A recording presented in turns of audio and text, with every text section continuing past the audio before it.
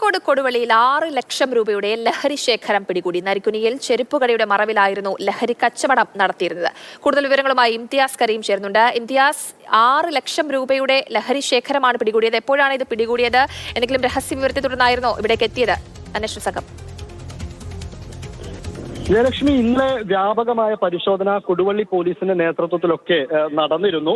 അങ്ങനെയാണ് ഈ മുഹസിന്റെ, അതായത് ഇപ്പോൾ പിടിയിലായിട്ടുള്ള മുഹമ്മദ് മുഹസിന്റെ ചെരുപ്പുകട, അതായത് അദ്ദേഹം ഒരു ചെരുപ്പുകട നടത്തുന്നുണ്ട്. ആ ചെരുപ്പുകടയിൽ ആദ്യം ഒരു പരിശോധന നടത്തി.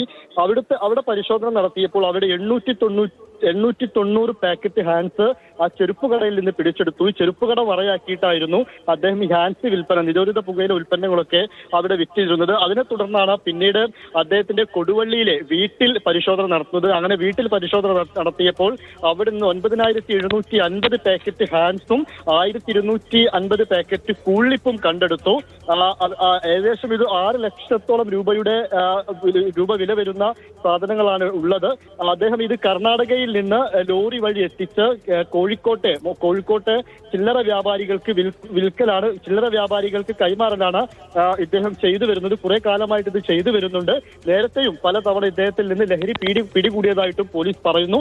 എന്തായാലും കൊടുവള്ളി പോലീസിന്റെ നേതൃത്വത്തിൽ ഇപ്പോൾ കൂടുതൽ അന്വേഷണം ഇതുമായി ബന്ധപ്പെട്ട് കോഴിക്കോട് കൊടുവള്ളിയിലാണ് 6 ലക്ഷം രൂപയുടെ ലഹരി ശേഖരം പിടികൂടിയത്. ചെരുപ്പുകടയുടെ മറവിലായിരുന്നു ഈ ലഹരി കച്ചവടം നടത്തിയിരുന്നത്. ഇംതിയാസ് കരീമാണ് വിവരങ്ങൾ പങ്കുവച്ചത്.